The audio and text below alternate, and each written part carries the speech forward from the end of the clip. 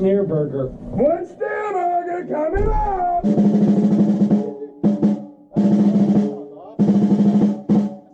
SnareBurger! Hey, you guys! Oh, hey. Hey, John. Hey, Jake. Hey. We've been here for like 6 hours. We got here at 5. Where you been? I thought you said 5 after 5, not 5 after 8. Oh no, I thought you meant AM. Can I have a food menu? I was just saying to Butchie, kind of want to go see, I want to go to one of those Steely Dan shows at the Orpheum in October. Uh-oh. See Keith Carlock rip it up. He's a blast. I saw him last year. There's Steely Dan and the Doobie Brothers. The Doobie Brothers, mustache rock and roll, baby. Baby. Steak tip sandwich. I'm gonna go with the night. What's it? Night light something. For a good time. For a good time. The nightlight. Good time. Good food. Good food. East Street Bar and Grill, not to be confused with Park Street.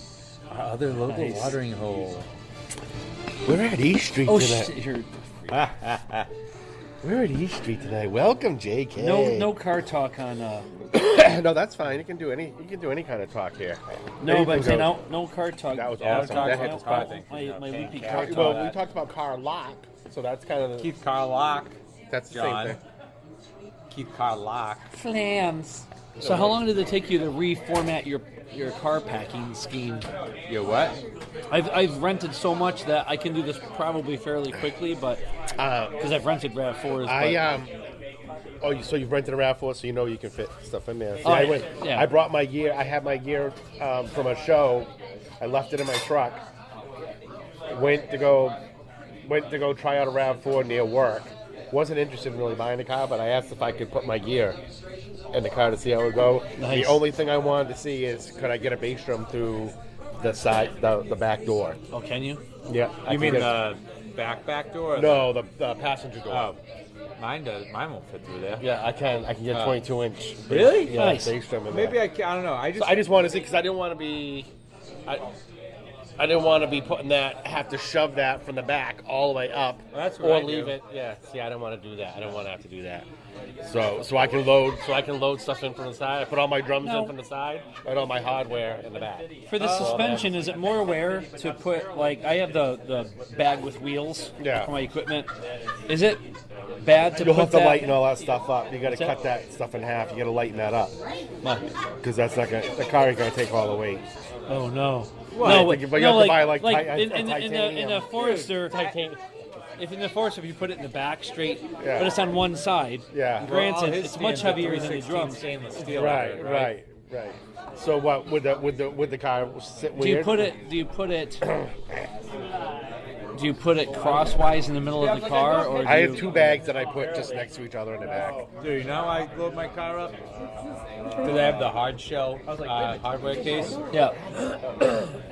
I pull one seat down. That goes in first. I push it in. Then on the right side of that, that's from the back. Bass drum, big floor toms, Yeah. and just work my way out. Yeah. Do you have a dolly? I don't. Hello, Dolly. Hello. Well, there's wheels on my hard shell case. I have a dolly because, well, for that I have the equipment. I can do both things, but the dolly I won't bother with. Hello. Hello, dolly. If it's a place where you can really easily boop in and out, if it's got like whatever, if you park far enough away or something like that, it's good to have. But it's good. It's actually for Boston gigs. It's good for that. So if worst case scenario, you have to park 3 blocks away from Government Center, you get a free parking spot. At least you can wheel all the way. So where's your next gig after the Tuesday one? What are you playing? Close? Next gig after this weekend is going to be in Why not?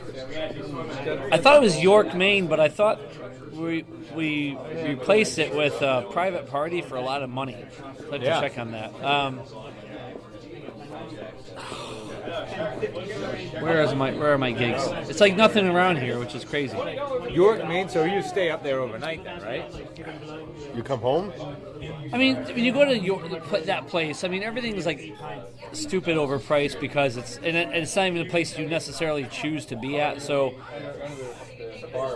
them giving me a rate, because the place is owned, like they own the little place in the restaurant that's below the hotel that's right by the water. I mean, it's not like they give you like a free night or something like that, or even like a super easy rate.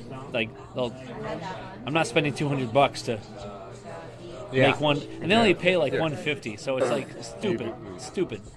But I'm not going to complain because at the end of the day, it's still $150. But I make more than that in Boston, so it's weird to me to go out of state.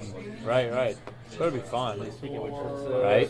Go up during the day, spend the day. No, it's not. I mean, it's fun to travel. It's fun to just get out and go. I mean, there's that. But, I mean, the place in New York, that's actually a great reason why I should have that the legs for the floor tom, because literally every inch of space I can recede helps everyone else stand on stage. It's that small. Hey, it's that small. And that's the drum set. When you get into a gig, the first thing that always has to be built is the drum set, and you build around that. Yeah. It's always what I've ever done with any band. So I was like, "Oh, start getting this." I said, "Listen, hold your horses. The drums are in the back. That's why I go early. I go early and set up and get out of everybody's way. Yeah. And I take my best shot. I'm on a mat, so if I got to move, I can drag the mat. By the way, I've been shopping for mats. Mine is still in good shape, but I bought it for $5 at Job Lot like 10 years ago. It's still working. I use a rug. I use a shower. What do you call it? The rubber backed. Yeah, but that doesn't cover the whole area.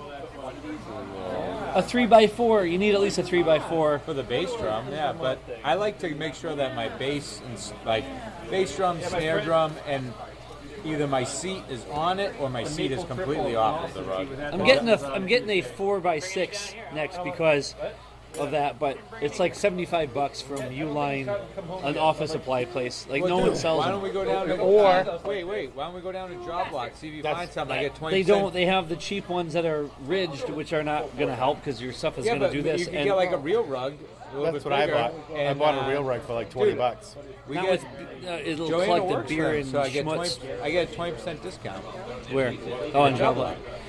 All they have are, I don't like the ones they have, and they also are too light. I just bought a black plain 5x7 or something like that rug, 4x6, plain black rug. If it's not like, I have to tape mine, even with a rubber bottom. I have to tape the corners because especially using the double pedal, it starts to move the rug a little bit. So I can't have anything that's too light. Who are you texting with, Butchie? I'm trying to figure out what I'm doing for I'm playing an open jam. Norton, Tavern on the Hill, Tavern 33. I'm in the house band Sunday afternoon, and they have a drum set there, and I'm seeing if I can use that Really? kit. So I don't have to bring anything. If I have to bring something, I'll bring it. What time's that at Sunday? I don't even know. It used to be 4 to 8, and then one of the guys said, "Oh no, it's 3 to 8." I go, "Oh, I don't know." You're playing the whole time? No. We play like the first hour, and then there's 84 drummers that show up for that, so I won't have to play the rest of the night. I'm gonna try to get down this Sunday after my. There'll be 85 drummers. I'm just coming to cheer No, you there's on. really like 18 drummers show up. It's crazy. No bass players, and about 64 guitar players. What day is it you do this? Sunday afternoon. Sunday. This Sunday is a recital at White's. Oh, I get another one? I got 2 of my students to finally do it. Oh. One kid's doing Oe Como Va and the Ocean. And the other Really? one's doing, is he good? Yeah, I mean, he's just. Those are 2 tough songs. And the 6-year-old kid. Actually, it was funny. I subbed for Pete while he was gone once, okay. and that's the one who, like, the mother was like, "I want him studying with you." I'm like, but why? Not like why, but like, well. And she's like, no, because he took to you way too easily. I'm like, well, he's 6. He's 6. But he's playing Get Off My Cloud Oh yeah. and "Hello, I Love You" What's hello? by The Doors. Oh, okay. Because they both use similar two-bar phrases with the peanut butter sandwich fill. They have that thing going on. I love you. Don't you tell me your name. Hello. But I made a special arrangement for him because that song, after the keyboard break, or after the little break in the middle of the song, it just repeats for like 6 times, the chorus. And so I made it so it goes back to the verse again and then to the chorus twice and ends it. Yeah. But CD drum mix. CD drum mix of it. You cut it up. yeah, so it was more interesting for him to play to, but Oh, so that 3/4 thing. There's a guy on YouTube. Is it Rob Brown? Rob Downtown. Rob. He does like a bunch of instructional type stuff, and he was doing this exercise with like different rudiments from playing them. He was more like soloing, like some ideas to do some soloing. And one of the things he was saying is keep your left hand on the snare and do like the rudiments. do you have that thing I sent by any chance? I have the thing for the 3/2, the 3/2, the one. What are you guys talking about? I wish you'd pay attention a little more. I am paying attention. It but doesn't look like you are. I was. The thing that you have your head it doesn't turned. sell YouTube videos, but The the thing thing you that you sent should me- do is you should sit there and just do that for a long time until you can do it with songs, and then you start throwing in the. What are you trying to do there? Trying to do 3. But you know, it was an Bissonette exercise does a I was lot trying of to do. Bissonette does a lot of that stuff. If you listen to anything with He Bissonette, referenced Steve Smith, and he mentioned another drummer that does a lot of 3/4. Danny Does Carey, this- Danny Carey does What are a you talking shitload about? of 3 it. over 4, 3 over 4. So 4 triplets, but you're accenting every 4th note. Okay. So, thank you. Thank So you. I'm doing a triplet with my hands, but I want to keep a pulse with like my hi-hat You or wanna bass work drum the with a foot. 4. You want to work it with the foot. So just do quarter notes. Think of it this way, though, and this is always the case. But with, the thing was confusing is that he was counting like it's a fake 3/4. So listen to this. He was 1, counting like 2, 3, 4, 1, 2, 3. I'm not changing my tempo. I'm Right. just changing the count. But yeah. so in other words, if you just get the pulse So going, do a 3. So you do a 3 with the hands, just and then get what the do you pulse do? going Yeah. and trust it, and then you can lie to yourself and say, you know what, I'm playing 16th notes. Yeah. 1 E and a 2 E. And a 3 E. Yeah. 1, 2, 3, 4, 1, 2, 3. So you learn to anticipate. And here's the thing that works with all of them. The first triplet is in the first note. The second triplet, you accent the second note. The third triplet, you accent the third note. And then the fourth triplet is devoid of accentuation there. So you see the pattern. Okay. 4 against 3 works then that way too. that fourth triplet is going to line back up with your foot, with your hi-hat. The 1, first one and the 2, fourth one? 3, 4. The last triplet is all No non-accent. accent. Okay. And my thinking is, if you get used to that and you feel it, and then you start doing it without thinking about it, and just work on that, Yeah. everything you do after that you'll be able to doodle with it more. I remember doing that stuff with Rod Morgenstein in different ways does a bunch of stuff like that. So you might be doing like He sucks. He's like, did you ever do a double-handed drag thing? Rod Morgenstein. Rob Morgenstein, the drummer from Winger. Yeah.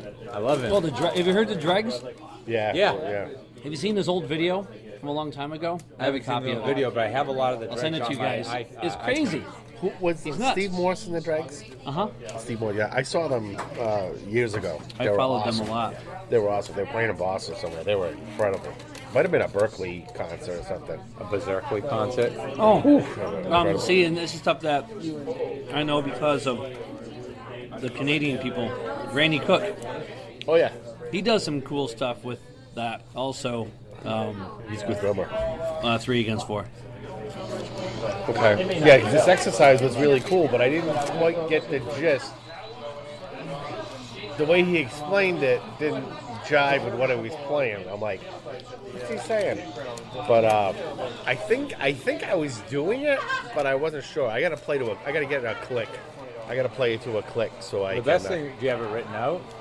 No. Well, do you have your 3 against 2? I have your. No, but can you play the? If you like, if you play all right, if you're playing 3 against 2, snare and a tom-tom, and you're like, Yeah. and then you do like, then you switch your right hand, you alternate between another surface. So depending on which one you're looking at, that's doing 3 against 4 because you're spacing out 3 against 2, but you're using different sounds to almost create that feel. Which was a Max Roach thing. He played a lot of that. Gavin Harrison does a lot of that. Gavin Harrison will mess me up because he's actually playing like 4 against 3, but because he alternates. No, he'll do like 3 against 2, but then he'll alternate with 3 sounds in a sequence. So like you don't know what. You don't know where you the don't one know if is you're sideways or upside down. Yeah. And I love that though, because it's like it just shows you how like sometimes just the smallest change can like create such cool feel.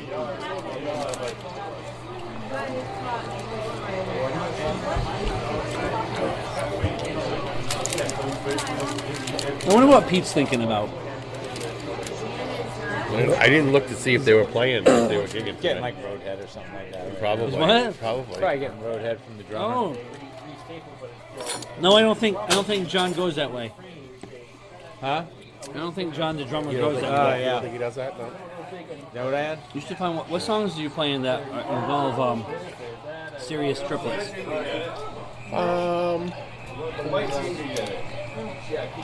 You playing Roadhouse Blues?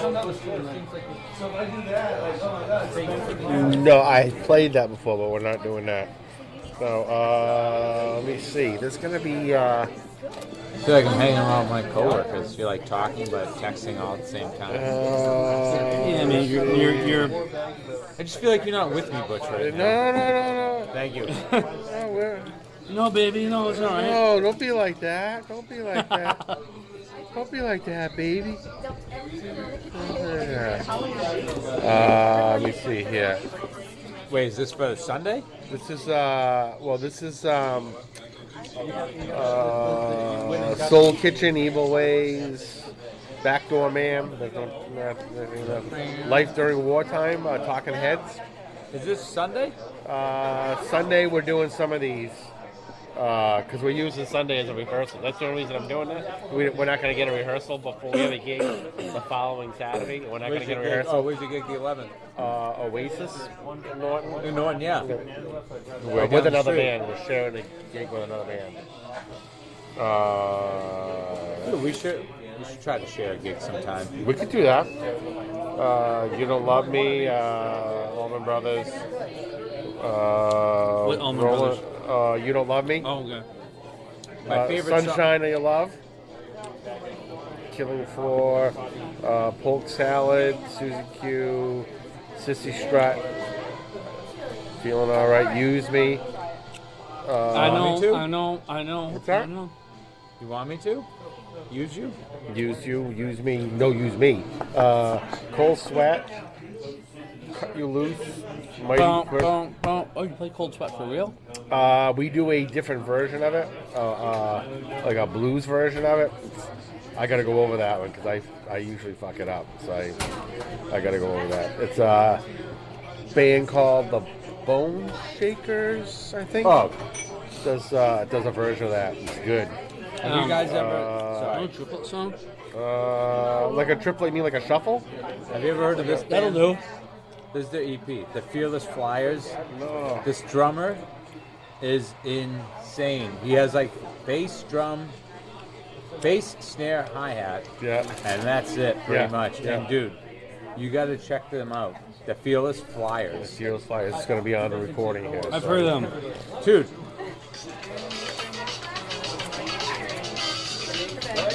From the Jamiroquai. Yeah, it sounds like you're Jamiroquai, so. Nice. So cool. Nice. Nice. I want to say that might have been a paradiddle diddle almost right in there. Mr. DeCenzo and I always used to talk about this, and I agree with him. He's like, I call that polyrhythmic because it's not really a polyrhythm, but you are using it as the accent structure. Kind of the same deal as we were talking about. You use a phrasing as an accent structure, and then you fill it with shit. Oh, I see. So you're doing a triplet, but you're accenting. You're not accenting the triplets. Yeah. But the thing you want to do is you want to learn to play them. Well, I always suggest using your left foot for keeping time because, even though it's a little trickier, because it's when you play it, you get it going, you feel it, but you don't always want your accents to be like your timekeeping as loud as what you're playing. Yeah. Because the music is the music that you're playing to. You don't want to have it's sort of like you don't want the training wheels to be bigger than the wheel, you know. What is this? What is this here? What's this sound about? So that's a quarter note. 1, 2 trip, 3, 4. I hate counting triplets because it sounds like ass, but 1, 2. So hence the phrase, drum lessons make my day. Drum lessons make my day. Da da da da da da da da da da da da. So that's a shuffle rhythm there. That's just quarter notes on either side, and then this is an awkward rhythm, but it's kind of a sudden push. Yeah. But if you learn that and you get a feel for it, everything that you watch. Because everyone on YouTube is trying to blow their shit and impress you, but no one's teaching you like what you need. Because you can make up your own stuff. Once you know that, you can go and you can just like noodle it, and you're going to be coming up with your own stuff. Okay. There's not a ton of repertoire like in classic rock per se, but. Can I stay have 1 second? Yeah, take a pic. Take a pic. I have this office lens, right? So if I go like document, watch this. Can you convert it? Yeah, I got a shadow there.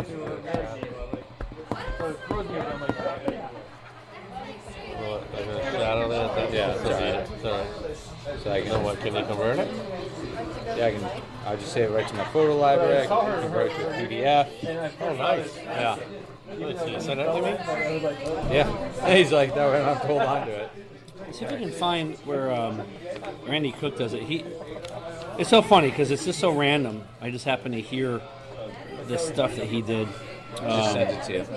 He does it with 2 cymbals. Like he did like a ride cymbal, hi-hat, and then his china. So he's going like 1 triplet, 2 triplet, 2 triplet, 4 triplet, 1 triplet, 2 triplet, 2 triplet, 4 triplet. And all you're doing is this. Your hands are just carrying the whole thing. Yeah. You're using the sounds to delineate that, which is the easiest way to do it. Either way, you have to do the math at some point, and you have to do the coordination, but it's not going to take you long at all. It's just you want to know what it is. 8 months. No, but then, like, all right, Greg Bissonette has his albums. He has, like, 2 albums. And one song he has, like, a blues song where he does, like, a solo. Yeah. And called Cloudy Day. I think Robin Ford plays on it. Oh, nice. And his solo, just stuff like this. He'll do, like, so you could think of it as 1 E and A, but you're playing it in a triplet overlay. Yeah. So... and that's an easier way to go about it, probably for you. But you have to learn to trust your pulse rate. Right. There's actually, Steve Smith does, and this I'm sure no one cites this because it's Tony McAlpine's first album, and Steve Smith Billy Sheehan plays on it.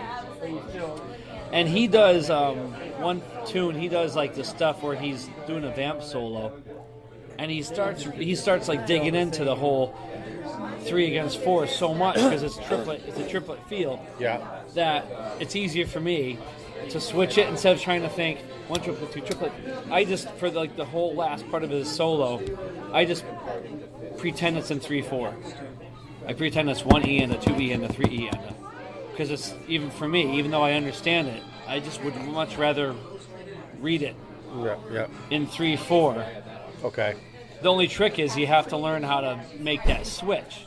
And if you can, where you kind of lie to yourself what the meter is, you can get away with that stuff, you know? Yeah. So, but yeah, it's the least common of the polyrhythms, but it's super useful in blues.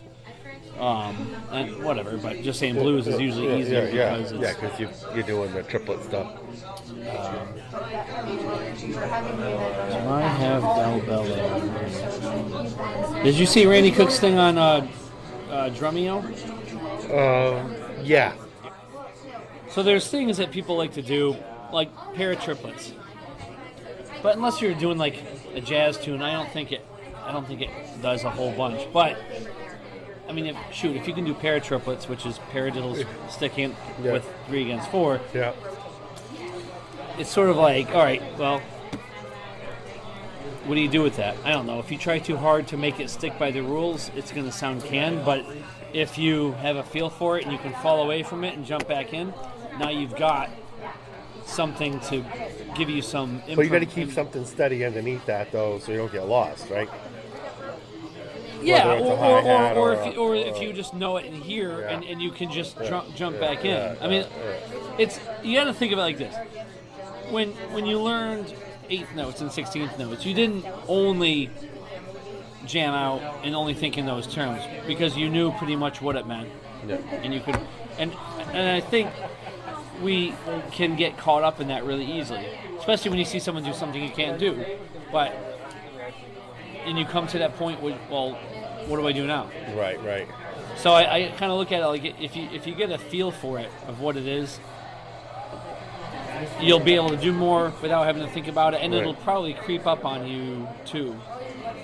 In that. Yeah. I found another exercise too that was what's that guy's? Is it something Sean? Is it Sean Taylor? It does a lot of the exercise. Something Taylor guy does a lot of lessons online. Oh, the guy with the beard shaped head.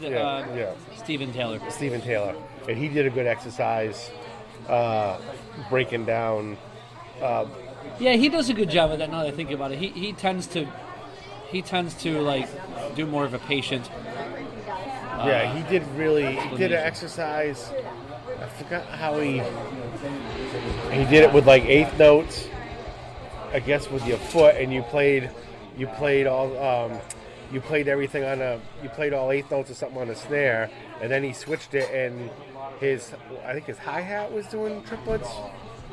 Maybe his hi-hat was doing triplets, and then he did all the different, basically all the different intervals you could do with your against the 4, and all the different intervals you could do against the 3 with your hi-hat, and he kept going back and forth with it, and it was really cool. It was a cool exercise. It made sense when I watched it. I go, oh, that's a pretty cool idea.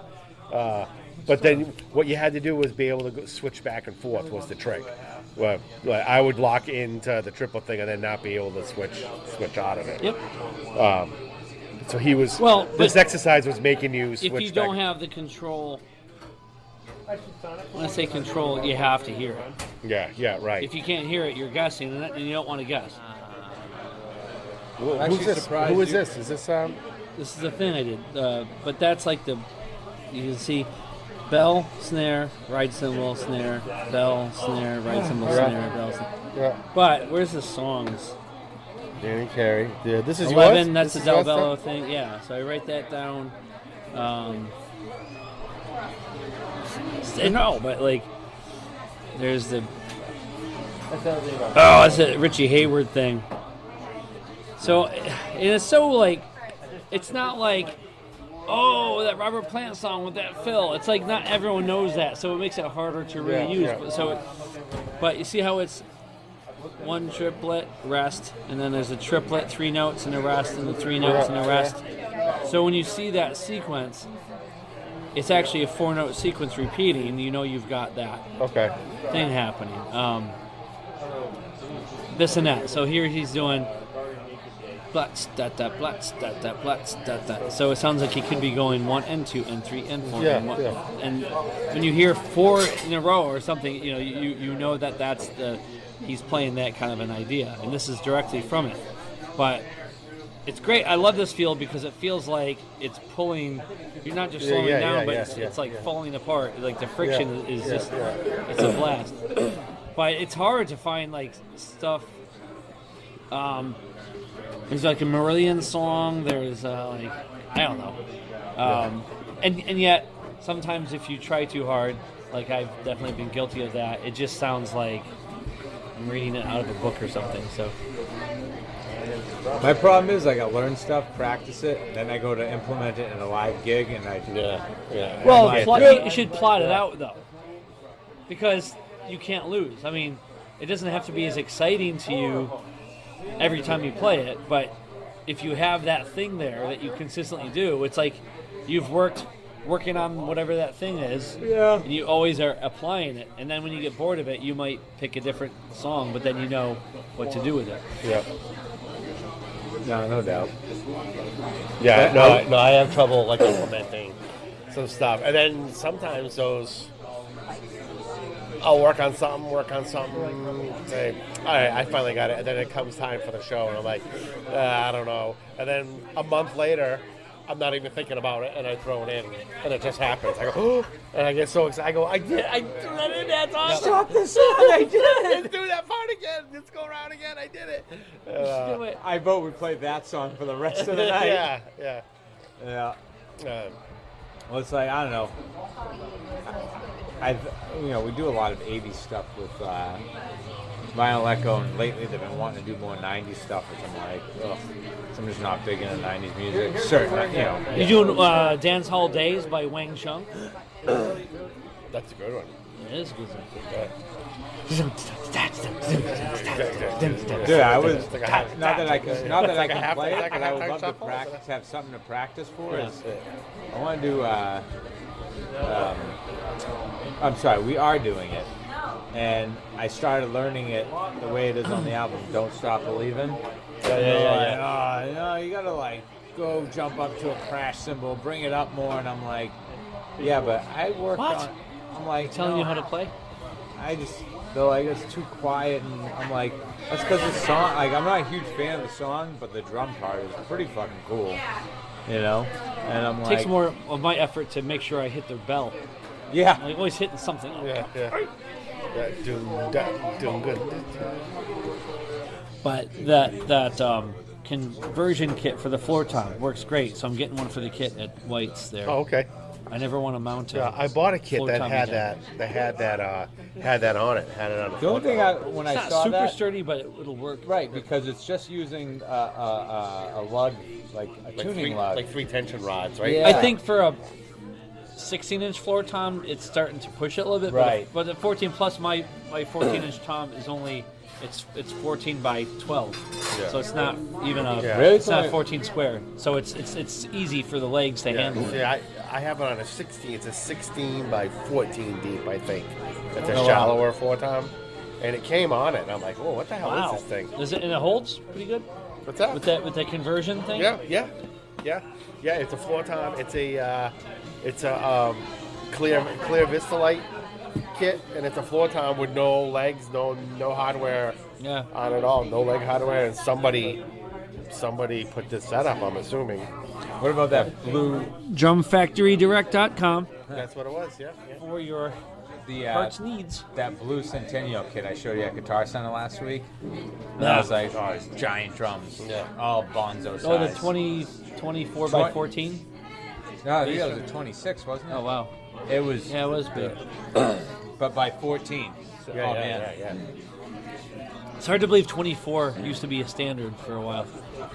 Then 22. Now everyone's like, give me a 16-inch or a 14-inch. I never did like, I call it the moon boot. It's too big. I just wouldn't fit my car, but I want one because you know what? When you hit that thing, and as soon as the pedal hits it and the air goes, and it starts moving around, it's like I have 24 by 14 Slingerland. It sounds beautiful. It sounded great in the studio. It sounded really good. And I got a 26 by 14 Slingerland. But I never use it out. I can't use it. I can't fit it anyway. You know, like that. I can't fit in the car and my other gear. Yeah, I want to come over to your house and check out this stuff. Yeah, that one I never used. I'll bring a sandwich. You can bring a sandwich. That one has a calfskin head, so I don't even want to mess with it. Sandwich? You want a sandwich? You should get a sandwich. Ed just showed up. He's joining the group here. He's texting some cartoons, it looks like, on his phone. We're watching the Bruins and Red Sox here at E Street. Good times, good beers, good times, good food. Not too crowded here tonight, but overall, good night. Good night for everybody. Well, it's time to go. So I was supposed to have lunch yesterday with Rick Petrelli. Yeah. So what happened? And he wasn't feeling well. I know he's been sick. He's had some health issues, so he wasn't feeling well. But I asked him if I could interview him. He goes, "Oh, that'd be fun." Yeah. So I wrote down a bunch of questions I was going to ask. So we're going to reschedule. So I might do a one-on-one interview with him. He's kind of cool because he's a little older than us, so he's got some different influences, big jazz influence. Sid Catlett. What? Sid Catlett. Sid Catlett. Sid Catlett. I don't know who that is. The jazz guy? Dave Tuff. What time do you usually go to work then? Sid Catlett. At 8 and then What? Yeah. sometimes Who's that? I get there. These are old Old school? Old. That's the thing. Like- it's How about Baby Dodds? Like if it was, I've heard that. Chick Webb? if it was probably between Chick 10 Webb. and He was 3 or something. apparently like that. right I could after always Baby do it in 25 Dodds. minutes just going up Route 1. Chick but Webb. He was a stunted growth guy. Yep. Played a mean drum. That's supposed to be awesome. I know Rick's a big Buddy Rich, Gene Krupa. Was it Dejanet? He did some wacky shit. And on all the Jones, the Papa Jones, Alvin Jones, all those guys. He's in there. I saw Elvin Jones play like a year before he died. He was in Cambridge, and I got to shake his hand. And everyone says the same thing who's met him. He just crushes your hand. Like he's got big hands, and he shakes. Big miss. But it was cool. Like it was a lot of fun to watch him. How was he playing at that age? Was he still? They still have it. It's nothing like I followed the instructions I thought to a T for setting up like the experience. Well, I don't recall what he was doing in terms of like how they do. I had all the anything particularly with exertion, but I remember just tons of phrasing that was just fun to listen to. And in fact, I emailed the next day. I remember emailing Bill Bruford just on a whim, saying, "Did you listen to a lot of Elvin Jones? Because I just saw him, and I swear to God, I kept hearing things that sounded like something you would you play. might play." And it's he said something like, "Not really, other than the typical things that people might know." But yet none of the other ones. Something vague like that. Yeah. But it's cool that he got back to me. But it was just I don't know. I just remember it really being. You're not thinking about jazz. You're thinking about just expression, if that makes sense. Yeah. And I remember being kind of hit by that. Like, we're supposed to listen to this guy for jazz, but Was he play with a band? Was he play Yeah, with it other was, people? Like a quartet kind of thing. So glad you guys are doing this podcast without me over there. So cool. Actually, it's going really well with the two Yeah. people. It's going it's pretty smooth. JK, just kidding. We talked about Keith Carlock for a minute. We talked about Steely Dan. We talked about.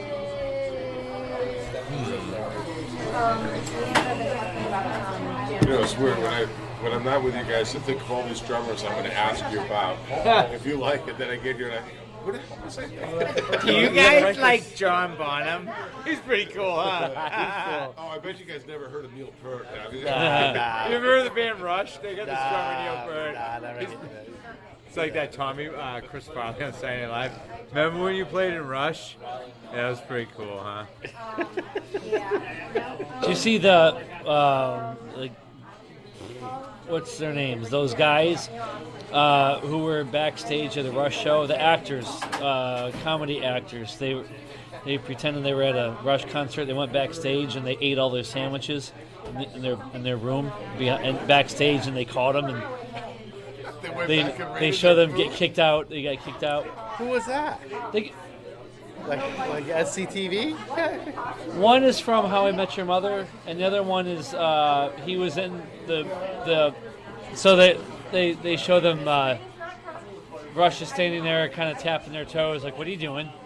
And they're like, beside themselves, and they boot him out, and at the end Getty signed his bass or something like that, and which is funny because we all know it. One drummer you probably never want to meet is Neil Peart. You don't want to meet? I don't think I'd want to meet him. Not if he knew I was a drummer, because he'll just get all fucking weird and. Yeah, he comes off as a pretty weird dude. Does he? I think so. Yeah. What about Queen's Well, the whole drummer, band is. Roger Taylor, right? Is that Roger Taylor? Yeah, he's awesome, dude. He's a good drummer. One of my favorite drummers of all time. He's a very harmonic, melodic, drummer. Yeah. Harmonic. He's a very melodic drummer. That was the other drummer. Oh, Nico. Who? Iron Maiden. Nico. Yes, Nico. I'm going to see them this summer. Yeah, Nico's awesome. Here's something we can The talk best. about. That is one of the best drum intros ever. His drum set is like, he almost like sits back like this. No, I know you can't see him. You can't see him live. Did you see the thing with Brian Tishy playing, letting Nico sit in on his kit? I don't know if it was a Billy Idol tour or whatever. So Nico is playing the intro to Where Eagles Dare on Brian Tishy's kit, and it's just like, because Nico McBrain is like old Scotch. Yeah. It's as smooth as can be. It's like amazing. So I'm going to see them this summer. I can't, when I saw them in 2001 at Great Woods, I'll call it. Tweeter It was Center. Bruce Dickinson's 50th birthday. Oh wow. No. That means, No, he's not Yeah. 70-some years old. he's going to be 70. It's John. They're all grandpas, That man. means I'm getting old. I know. Come on. That's what's fucked up. But they can still rock like crazy. No, you know what? It was an '80s band, like a Pet Shop Boys. My phone must have heard, because as soon as I typed Bruce Dickinson came up. He is Late 60s. 60. No, Born in 1958. I mean I'm glad if he's younger. I'm not trying to run him out of this planet. but- Just walk slowly. I'm getting fatigued. But he's like, Walk for your life. who sings like that? I know. Nobody. Oh, And then dude. you learn about world history. One of my favorite bands of all time. And Steve Harris, one of the best goddamn bass players of all time. He's awesome. We were just talking That- about triplets that's all what- night. yeah. We want to talk about the master of the triplets on the bass. Every song he's like, blah, blah, blah. It's like, Those aren't really? triplets. Huh? Those aren't triplets. I'm just being a dink. I mean, they're not, but I'm being a dink. Well, this podcast is over, JK. Just kidding. I'm going home. Jerk. What a jerk. You know, I falsely grew up listening to them thinking that Nico was playing along with Steve Harris's bass line. So when he's doing the galloping thing, dun, dun, dun, dun, dun, as you call triplets, I thought Nico was doing the Yeah. and so I learned how to do that, and then I realized one day, like, Now. not even bothering to do that. So what the hell? Well, now I have this ability to make like a horse sound with it, but not many places. to Not use just it. with your ass, but now with your drums too. But yeah. Yeah, sorry. When I think of like the Steve Harris, I think triplet. The gallop. No, but You know what's funny is about like every time I listen to a song and you hear like heavy bass, your first instinct when you're trying to figure out a song is like, fuck, that's a lot of like fancy bass drum work. Then you realize the drummer in the studio is actually going boom, tap, tap, boom, tap, boom, and then like the bass fills in. Yeah. You know what's funny? If Steve Harris went to a school, he would have nothing probably of the bite and the style he has. If he went what? If he went to school for trained, if he was trained. Oh, yeah, school seems to somehow bring the creativity out of people. Yeah. Well, do you think he gave a shit? I mean, these guys, covered in tattoos since they were 5. And Well, you got to think some of that technique has to come with trying to play in some of the tempos. Well, no, trying to play stuff in the tempos and the 2 guitar or 3 guitar. How many guitar players in Iron Maiden? Is it 2 or 3? well, it's funny, they have 3, up to 3, because they kept the guy that replaced Adrian Smith for a while. So now it's like too many, in my opinion. But they're all good. But But you know what that allows them to do? Is layers and simplify and not have to do as much.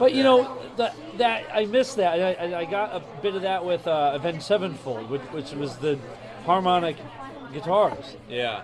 I loved that. Right. And, Layers. And yeah. So the Dave Murray face.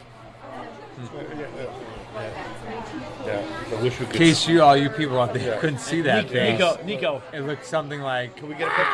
Can we get a picture of that? So No. we can put that on. You may not. All right, we got to get a picture of it before we leave. Oh yeah, we Get a do. picture.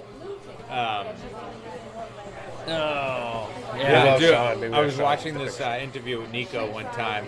I don't know if it was a couple tours ago.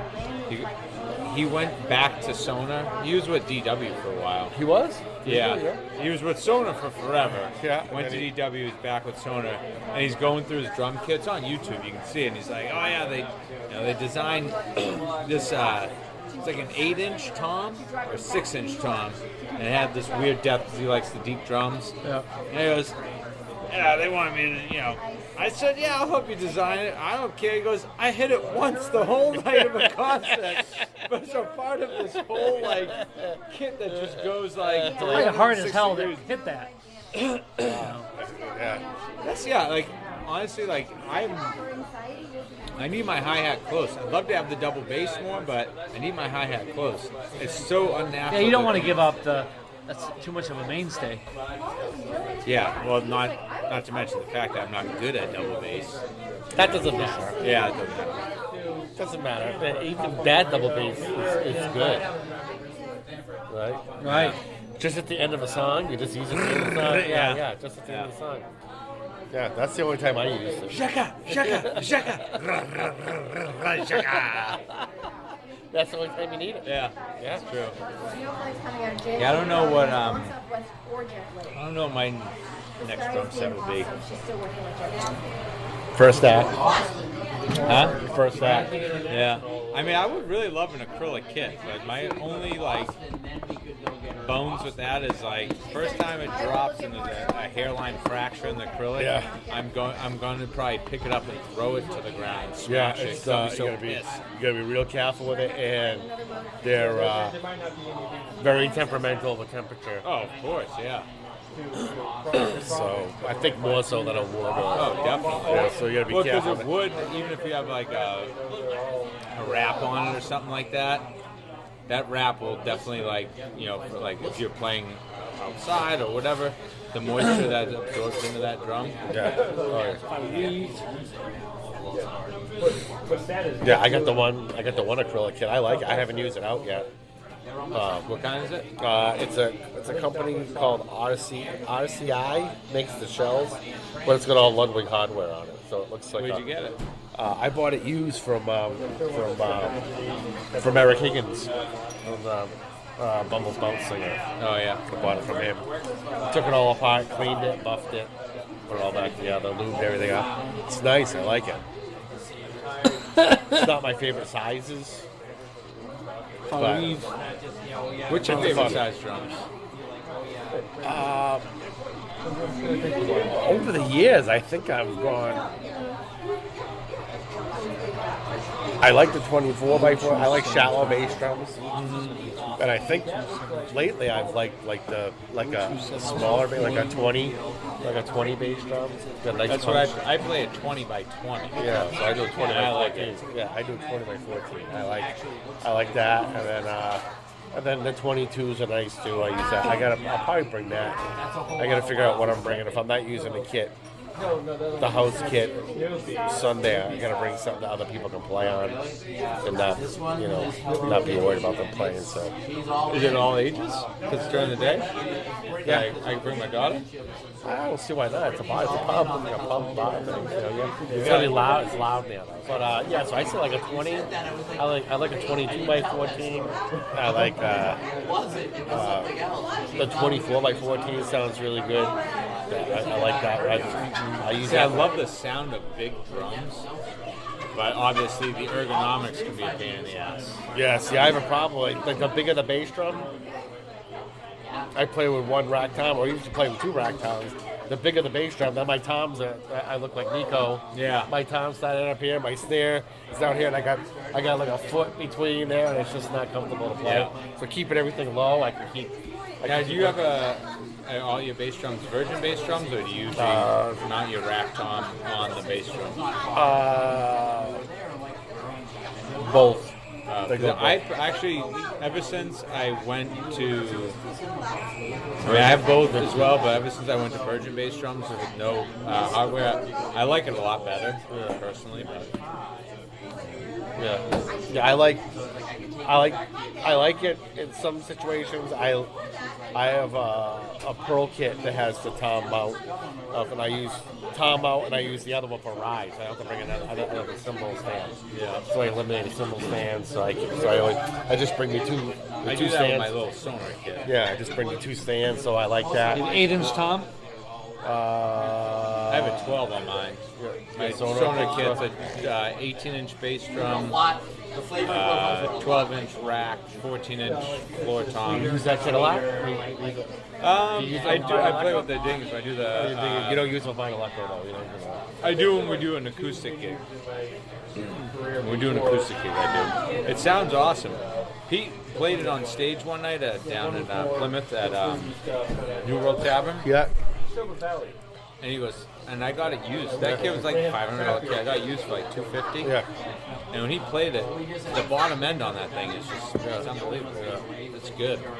Yeah, Sonar makes great stuff. I thought of getting a nice Sonar kit. Yeah. Too bad it's like more expensive than a DW kit. Yeah. However, like everything about their kits, like have you ever watched like a few years back when Phil Rudd was? I mean, he always played Sonar, right? Yeah. From AC/DC. But he had this one kit. I don't remember what tour it was, but I mean, Jesus, man! Like the sounds on those things were just unbelievable. His rack tom was like a 13 by like 16 or something. It's just unbelievable. They sound You might so even good. have like a 14 by 12 or something rack. It's unbelievable, yeah. Yeah. I wanted to get his signature snare. I almost bought one. It's a Sonar brass snare. It weighs a freaking ton. It's like $500 or something. That's still cheaper than a Ludwig Black Beauty. And it sounds beautiful, but I couldn't bring myself to do it. Yeah, I go to Center Street once in a while. I went to Center Street and I bought my Yamaha Stage Custom from them when they were in Brockton. Oh yeah. That was a bazillion years ago. Yeah. When the dad owned it. Yeah. Yeah, I guess so. I think that was the best drum shop ever at that point in the world. Yeah. Well, no. Before that, though, Ocean State Percussion, that was like, that was the business of all drum shops in this area. Oh man, I bought a lot of stuff in there. That was like, seriously, John. Because, you know, it was fun. Remember when it was on the first floor and then it moved up to the second floor? Because when the first time I ever went, I was really young. I was always on the first floor. No, they moved to the upstairs at one point, towards the end. I don't remember. Yep, because it was way bigger. My tuxedo drum cases that I bought when I was like 13. You wear a tuxedo when you're playing? That's gonna be hot. It's gonna be warm. I still use my tuxedo drum cases I bought there 25 years ago, and every case I've bought since then, like, fails in comparison to those. Thank you. I've always wanted hard shell cases, I'm gonna hold off a bit. but Yeah, but they're harder to fit in the car. yeah, and just I don't know. Yeah, the Harder for Ed to break with his guitar. Yeah. I'm thinking about trading I have a Yamaha 8.5 by 14, which I love. But the thing is such a bitch to tune all the time. Unless Pete touches it, he's the snare drum whisperer. Yeah, so. he's a drum whisperer. He's like, I'll take good care of you. And literally it does what it says. But I'm thinking about trading that and getting like, I don't know. I always loved deep snare drums. Speaking of, when I was studying under this one drum teacher, John DeSanto, when I was younger, he had this Sonar all-wood snare drum, like 8x14, and that, to this day, was always the best sounding snare drum I've ever heard in my entire life. It had this head on there that must have been like 10 years old. Some good head. Just, what? It was some good head. Yeah, it was a really good head. And I just never heard anything quite like it. He had 2 drum sets in the practice room. Every time I went down, like, I want to play on that kit. He's like, no. Do you think they have those drum seats with the split in it for when you have like anal fissures or hemorrhoids? Yeah, I don't know what are those supposed to do? What's that? It's supposed to relieve tension on your lower back. Is that what it's supposed to do? Yeah. But they're wicked expensive. They're like, just for the seat without the bass is like $190. It doesn't occur to people to take a knife and just cut. Yeah. I want to get one to try it though, because I saw that. What was it?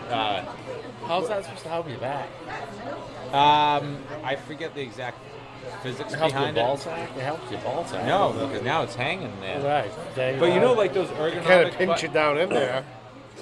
I mean, once it's sweaty, it's all right. Probably goes in and You out. just push it back. Well, no. So for years, They have drum thrones go to that get have up, like a go to gully get up. through the middle of the seat. With So that means bicycle seats or something. well, no, they have bicycle like the ergonomic. those are awful. drum seats with the. Yeah, I have one. I'm not a big fan. I got one. I like it, but What? Like not the yoga. bicycle seat. So that what I don't like about that is because like the middle, even though the ergonomic for the legs is cut out, there's that one part that comes out and pushes in the nizzies. Yeah. All right, folks, we're signing off. Good nighty night. Looks like the Bruins won.